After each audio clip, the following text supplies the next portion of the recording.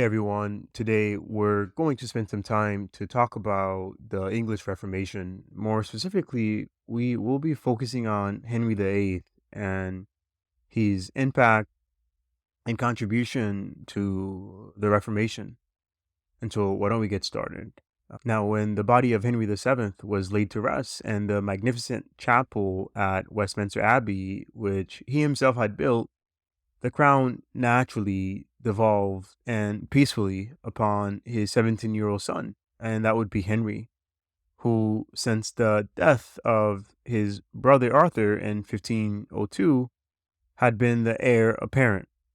Now, the young prince certainly stepped into a rich heritage, for the cautious policy of his father had left him a kingdom far more united and self confident than it had been for many a days.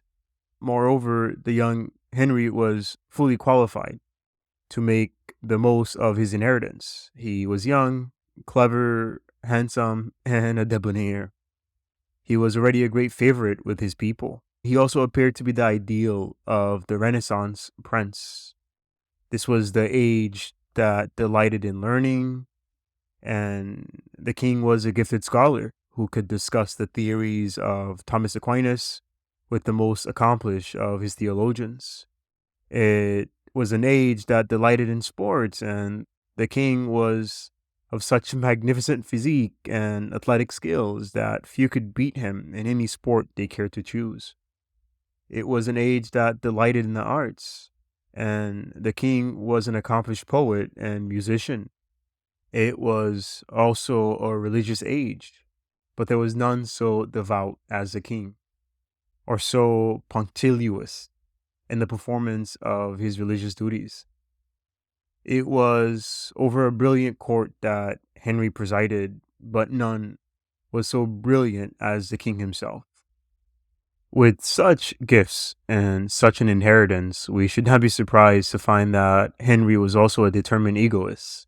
Into whatever spheres of life he entered, he expected to have his own ways, and he generally succeeded in getting it. And that was mainly by persuading people that what he was doing was for their own good. His power of self-justification was superb. He robbed the monasteries under the pretense of getting rid of a vicious institution. He broke off his marriage with Catherine of Aragon on the grounds that he had done wrong to God in having ever married her. In all his work, Henry was constantly appealing to the interests of his subjects, their patriotism, their prosperity, their consciences, and their desire for order and progress after the Wars of the Roses. And people were prepared to put up with a good deal in exchange for a strong government. Now, Henry soon found a useful colleague and one of his father's civil servants. That would be Thomas Wolsey. Thomas was one that came from quite a humble origin, yet entertained ambitions as great as, if not greater than, those of his master. Henry found him a most valuable servant and rewarded him with various titles. He rapidly became Dean of Lincoln, Lord Chancellor, and Archbishop of York, and a cardinal. In 1529, he narrowly missed election as Pope. If the king was the perfect Renaissance prince, Thomas was the Renaissance prelate. He was immensely rich, powerful, hospitable, all but indispensable in both church and state. But the king loved him because he was ready to do all the job that Henry most disliked doing.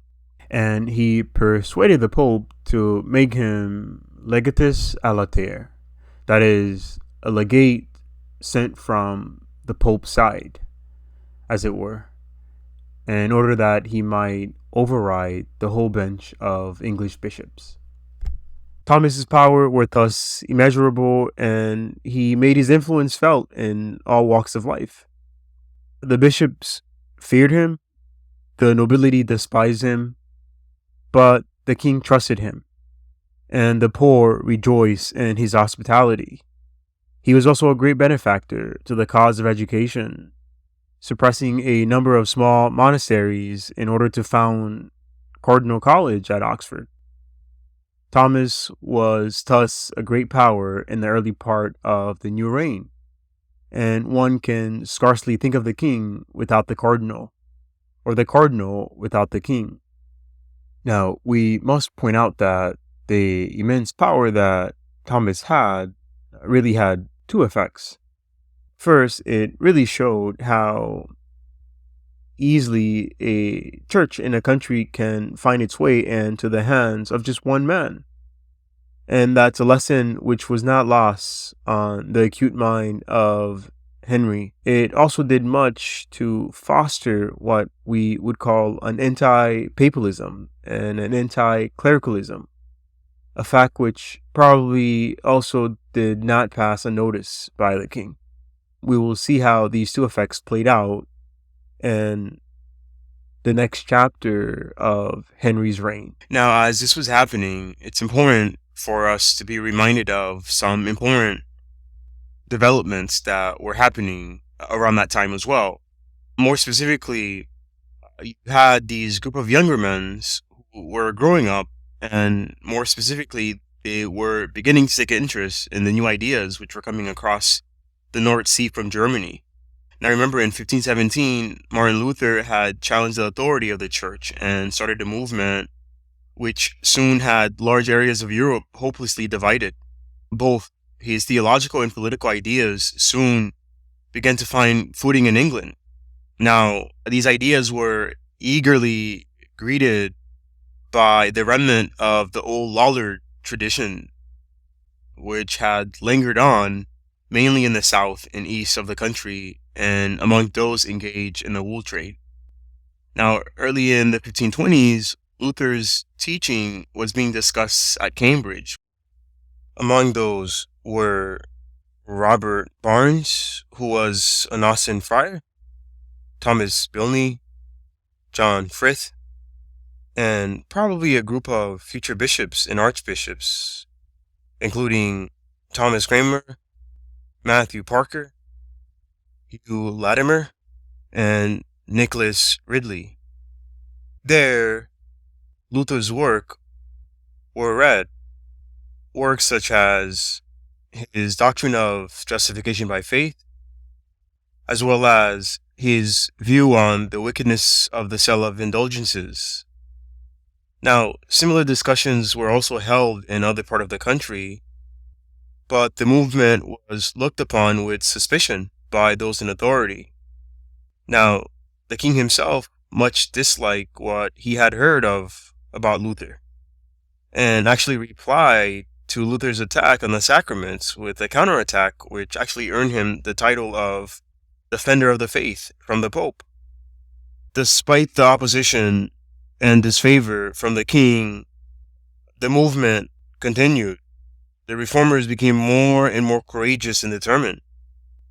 Now, the issue was not so clear because many of the reformers were tied in the political as well as the religious ideas of the time.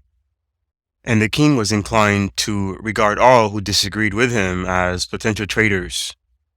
Meanwhile, a problem was arising far more serious than heretics for Henry. By the year 1527, Henry had been married for 18 years, but although Catherine had borne him at least 3 sons and 2 daughters, all except one of the daughters had died in infancy. Catherine being now 40 years old, it was becoming obvious that the chances of a male heir was slight. England had never been successfully ruled by a woman, and the outlook was serious indeed. Now, Catherine, as we mentioned previously, she had been the wife of Henry's elder brother, Arthur, who died in 1502. Now, Henry would not, in the normal course of event, have been allowed to marry her, but in this instance, the influence of his parents was so strong that the Pope, Julius II, had been persuaded to grant a special dispensation for him. Now, disaster followed after disaster, and the king was not the only one who began to wonder whether the whole thing had not been a mistake. As early as 1514, rumors of a divorce were going around, but the queen was still under 30 and there was still hope. But now by 1527, the hopes were practically dead. It was then around that time that Henry fell in love with Anne Boleyn, a lady of the court who possesses considerable personal charm and a number of intriguing and ambitious relatives. Henry was certainly in love with her, and the solution of all his anxieties about the succession seemed at hand. All that was needed was a papal indult declaring the previous marriage null and void, and Henry would have been at liberty to marry Anne. In the normal circumstances, this could have been done. Now, in those days, nullity decrees for distinguished and powerful people were often granted by the papal court. And it seems like Henry had a strong case as well. By marrying within the prohibited decrees, he had transgressed the law of God and had been punished. And so to go on living with Catherine was to live in sin. Therefore, the sooner his marriage to Catherine came to an end, the better. Now, Henry therefore summoned his old pal, Thomas, and ordered him to make arrangements for the annulment of his marriage.